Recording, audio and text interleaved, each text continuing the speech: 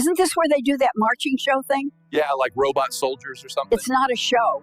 My husband's name isn't on a grave. He's one of them. Today you're going to learn a bit about the story of Sergeant Elias Grant, a dedicated tomb guard whose unwavering duty at the tomb of the unknown soldier leads him through a moment of intense challenge and unexpected revelation. Get ready for an emotional journey full of surprise and human resilience. Before we dive into this amazing story, don't forget to like the video, subscribe to the channel, and let us know in the comments where you're listening from. In the heart of Arlington National Cemetery, under the vast Virginia sky, the tomb of the unknown soldier stood as a solemn monument to the nation's fallen heroes. It was a place where silence spoke volumes, and every step echoed with the weight of history. Sergeant Elias Grant, a 32-year-old veteran from a small town in Ohio, had been guarding this sacred site for over 2 years. His days were a meticulous routine of precision, 21 steps across the black mat, a sharp heel click, a 21-second pause, and then the turn to repeat it all. Rain or shine, Elias performed his duty with the discipline forged from his time in the Army's 3rd Infantry Regiment, known as the Old Guard. Elias wasn't always destined for this role. Growing up in rural Ohio, he was the son of a factory worker and a schoolteacher. Life had been simple, but the events of September 11th changed everything. At 18, he enlisted, driven by a deep sense of patriotism and a desire to honor those who had served before him. Deployments to Afghanistan had tested him, losing comrades, facing the chaos of war, but they also shaped him into the stoic guardian he was today. Now, as a tomb sentinel, he wore the badge with pride, his uniform impeccable, his M14 rifle balanced perfectly on his shoulder. On this particular autumn day in 2023, the air was crisp, carrying the faint scent of fallen leaves. Tourists gathered around the marble steps, their whispers hushed in reverence. Elias began his watch at precisely 0900 hours, his boots clicking rhythmically against the stone. Among the crowd was a group of rowdy college students on a field trip from nearby Georgetown University. They were loud, joking about the robot soldiers and how the ceremony seemed outdated in a modern world. One of them, a tall guy named Jake Harlan, egged on by his friends, decided to test the limits. "Hey, guard dude, bet you can't break character for a high five," Jake shouted, his voice cutting through the quiet like a crack in glass. Elias didn't flinch. His training was ironclad. Sentinels do not interact with the public unless absolutely necessary, and only to maintain order. He continued his march, eyes forward, face expressionless, but inside a flicker of irritation stirred. These kids didn't understand the sacrifice this place represented. As he reached the end of his path and paused, Jake stepped closer to the chain barrier, mimicking Elias's stiff posture in mockery. The crowd murmured, some amused, others annoyed. A few veterans in the audience shot disapproving glares. The tension built as Jake persisted, now chanting softly with his buddies, "Break the drill, break the drill." Elias's mind raced back to his deployments, the friends he'd lost, the unknown soldiers buried here who never made it home. This wasn't just a job, it was a vow. But the challenge was escalating, and Elias knew he had to respond in a way that upheld the dignity of the tomb without escalating the situation. Little did the crowd know, one calculated move from this guard was about to change everything, stunning everyone in attendance and reminding them of the human heart behind the uniform. As the minutes ticked by, Elias completed another cycle, his heart pounding not from exertion but from the emotional weight. He thought of his late brother, who had died in service, unnamed in some distant battlefield report. That personal loss fueled his resolve. The crowd grew, drawn by the unfolding drama. Whispers turned to bets. Would the guard snap? Ignore them? Call for backup? The challenge intensified as Jake and his friends grew bolder, their laughter echoing off the white marble. Elias maintained his composure, but the air thickened with anticipation. Nearby, an elderly woman named Margaret Ellis, a widow of a Vietnam veteran, watched with growing concern. She clutched her handbag tightly, her eyes fixed on the young sentinel. Margaret had visited the tomb countless times, finding solace in its eternal vigil. Today, she felt a surge of protectiveness toward Elias, seeing in him the same quiet strength her husband once had. Elias's mind wandered briefly to his own family back in Ohio. His wife, Amelia, a nurse at the local hospital, often worried about the toll this duty took on him. "You're guarding ghosts, Elias," she'd say softly during their late-night calls. Don't let it haunt you. But Elias knew it was more than that. It was about honoring the unnamed, the forgotten. As he executed another perfect turn, Jake tossed a small paper ball toward the mat, landing just inches from Elias's path. Gasps rippled through the crowd. This was crossing a line. Per protocol, Elias could have signaled for Arlington security, but something in him resisted. He remembered a story from his training. A sentinel in the 1960s who faced similar heckling and turned it into a teachable moment without breaking stride. Inspiration struck. On his next pause, facing away from the crowd, Elias adjusted his grip on the rifle ever so slightly, not enough to disrupt the drill, but a subtle signal to those who knew the code. It was a silent call for patience, a reminder of the rules, but Jake wasn't done. Come on, man, show us you're human. One wave, that's all. His friends cheered, phones out, recording the spectacle. The crowd divided. Some laughed, others called for them to stop. Margaret stepped forward, her voice trembling but firm. Young man, this isn't a game. That tomb holds the remains of heroes who died for your freedom to act like fools. Jake smirked, but a flicker of uncertainty crossed his face. Elias reached the end of his march again, clicking his heels. Internally, he battled the urge to respond. His training emphasized stoicism, but his humanity screamed for connection. As the clock neared the end of his 30-minute shift, another sentinel, Corporal Lena Vasquez, prepared to relieve him. She noticed the commotion from afar and quickened her pace. But before she could arrive, Jake made his boldest move yet. He ducked under the chain and stepped onto the plaza, directly in Elias's path. The crowd held its breath. Elias halted mid-step, his rifle still at shoulder arms. Protocol dictated he issue a verbal command now. In a calm, authoritative voice that carried across the silence, he said, "Sir, please step back behind the barrier. This is a place of honor." It was the first words anyone had heard from him, and they landed like a thunderclap. Jake froze, surprised by the guard's composed tone. No anger, just quiet authority. But that wasn't the stunning move. As Jake hesitated, Elias did something unexpected. Without breaking his rigid posture, he locked eyes with Jake for a split second and nodded subtly, acknowledging the young man's presence not as a threat but as a fellow American. It was a human gesture, buried in the ceremony, but it pierced through. Jake's smirk faded, replaced by a look of realization. He backed away slowly, mumbling an apology. The crowd erupted in murmurs of approval, but the real surprise was yet to come. Elias had more in store, a revelation tied to his own past that would stun everyone. As Lena approached for the changing of the guard, Elias felt a wave of emotion. This incident reminded him of a similar challenge during his first deployment, when a local kid in Afghanistan had taunted his unit, only to reveal a hidden vulnerability later. People challenged what they didn't understand, he thought. The ceremony continued flawlessly, but the energy had shifted. Tourists who had been passive now watched with renewed respect. Margaret wiped a tear, whispering to a stranger beside her, "That young man just taught us all a lesson." With Jake back behind the barrier, the atmosphere at the tomb shifted from tension to quiet reflection. Elias completed his final steps, saluting as Lena took over with the precision of a well-oiled machine. The changing ceremony was a ballet of discipline. Inspection of the weapon, synchronized marches, and the seamless handover. As Elias stepped off the mat, he felt the weight lift slightly, but the incident lingered in his mind like an unfinished chapter. Off-duty but still in uniform, Elias typically retreated to the guard quarters for a brief rest.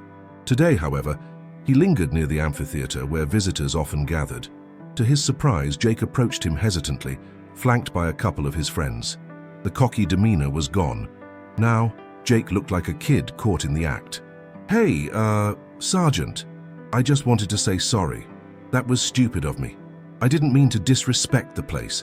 Elias studied him for a moment, his expression softening just a fraction. He wasn't one for small talk, but this felt important.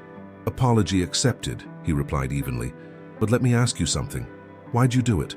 Jake shuffled his feet, glancing at his friends. "I don't know, man. It seemed funny at the time, like all this marching. What's the point in 2023? Wars are fought with drones now." That question hit Elias like a gut punch. He thought of the unknown soldiers interred there. World War I, II, Korea, Vietnam. Men who never got a name or a proper goodbye. "The point," Elias said, his voice steady but laced with emotion, "is to remember. Those unknowns could be anyone's brother, father, son. They gave everything, and we guard their rest so no one forgets." He paused, deciding to share more. "My own brother was one of them. Killed in action, body never recovered.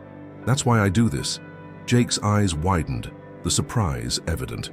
The crowd nearby, eavesdropping subtly, fell into a hush. Margaret, who had followed, nodded knowingly. Elias continued, his words drawing in more listeners. "Challenging the drill. It's not about me breaking character. It's about you understanding the human cost behind it." He reached into his pocket and pulled out a small challenge coin from his regiment, engraved with the tomb's insignia. "Take this. Next time you think about mocking sacrifice, remember the story behind it."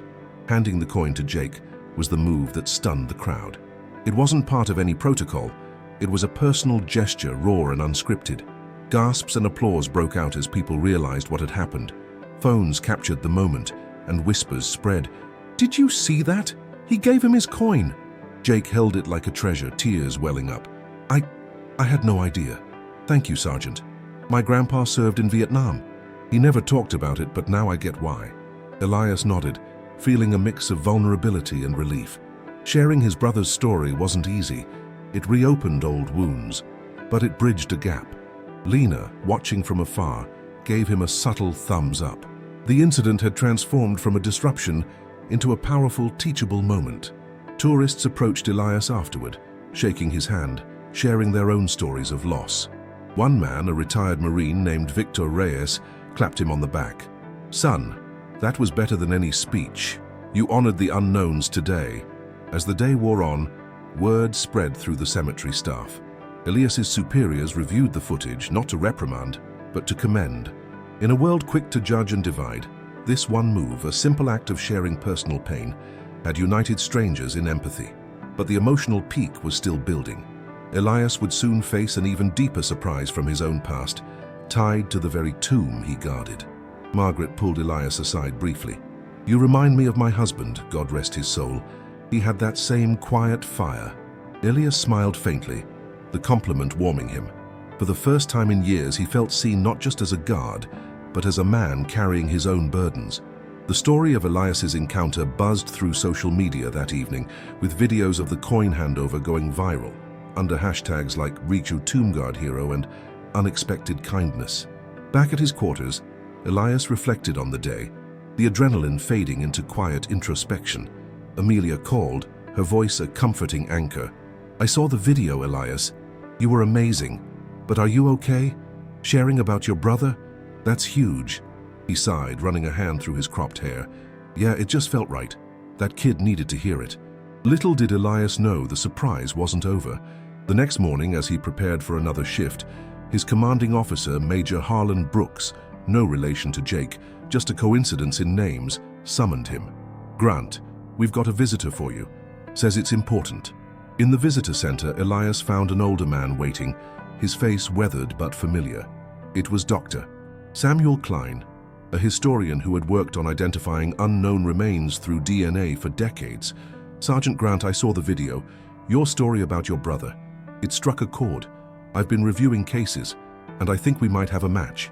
Elias's heart raced.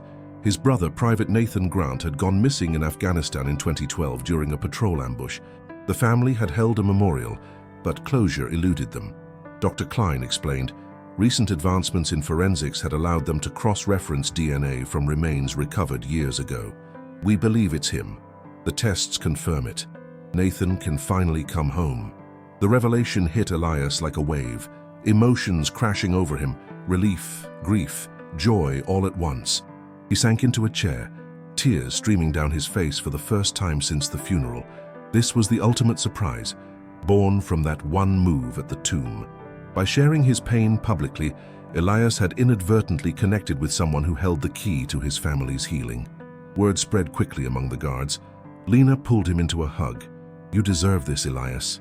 Even Jake, who had messaged Elias through the cemetery's public line, expressed his awe. "Dude, that's insane. Your story changed my life, and now this? Respect." The ceremony to inter Nathan's identified remains was scheduled, and Elias was granted leave to attend. Back in Ohio, the family gathered, Amelia, his parents, siblings, all embracing the bittersweet closure. Elias stood at the graveside, saluting as the casket lowered. feeling the weight of years lift. It was a full-circle moment. The guardian of the unknowns had helped bring one home. This experience transformed Elias. He returned to duty with renewed purpose, often sharing subtle stories during off-hours tours, inspiring visitors. The crowd's stunning move had ripple effects, fostering a community of understanding around the tomb. As the sun began to dip lower in the Ohio sky, casting a warm golden hue over the rolling hills of the small-town cemetery in Dayton, Elias Thompson stood at the edge of a freshly prepared gravesite. The air was crisp with the scent of autumn leaves and freshly turned earth, a far cry from the sterile precision of Arlington's manicured lawns. Around him, his family had gathered in a tight-knit circle, his wife, Maria, clutching a bouquet of white lilies, her eyes still red from the tears she'd shed during the long drive from Virginia. His two young children, little Emma and Jack, fidgeting slightly in their Sunday best, too young to fully grasp the gravity, but old enough to sense the solemnity, and a handful of extended relatives, including an elderly aunt who had traveled from Michigan, her frail hands clasped in quiet prayer. The local pastor, Reverend Harlan, a kind-faced man with a gentle southern drawl that seemed out of place in the Midwest, stood ready with his Bible, his voice steady as he prepared to lead the ceremony. Elias felt a profound weight lifting from his shoulders, yet it was replaced by a bittersweet ache in his chest. For years he had carried the burden of his brother's unknown fate like an invisible chain, each ceremonial drill at the tomb a reminder of the unresolved grief that had shaped his life. Now, after the DNA confirmation and the painstaking process of exhumation and repatriation, Marcus Thompson's remains were finally home. The casket, draped in an American flag that fluttered gently in the breeze, rested on a simple stand, surrounded by wreaths of red, white, and blue flowers donated by the local Veterans Association. Elias straightened his posture out of habit, his tomb guard training kicking in even here miles away from the monument. But this time there was no crowd of tourists, no scripted silence, only the intimate hum of family and the distant chirp of birds in the oak trees lining the cemetery path. The ceremony began with Reverend Harlan's opening words, his voice carrying over the group like a soothing balm. "We gather here today not just to lay to rest the body of Marcus Thompson, a brave soldier who gave his life in service to his country during the chaos of Vietnam, but to celebrate the enduring spirit of brotherhood, family, and resilience that has brought us to this moment of closure." He paused, looking directly at Elias, who nodded subtly, his jaw tight with emotion. Maria squeezed Elias's hand, her touch a grounding force amid the swirling memories. Elias thought back to their childhood in this very town, running through the fields, Marcus always the bold one, enlisting first and promising to come back with stories of adventure. Those promises had turned to ashes when the telegram arrived, declaring him missing in action. His body never recovered until now, thanks to the relentless work of historians and forensic experts who had pieced together fragments from old battlefield records. As the pastor continued, Elias stepped forward to deliver a eulogy he had rehearsed in his mind 1,000 times. His voice, usually so commanding and precise from years of guard duty, cracked slightly at first, revealing the raw humanity beneath the soldier's facade. "Marcus wasn't just my brother. He was my hero, my confidant, the one who taught me what it means to stand tall in the face of fear. In Vietnam, he fought not for glory, but for the ideals we hold dear, freedom, duty, and the hope of a better tomorrow.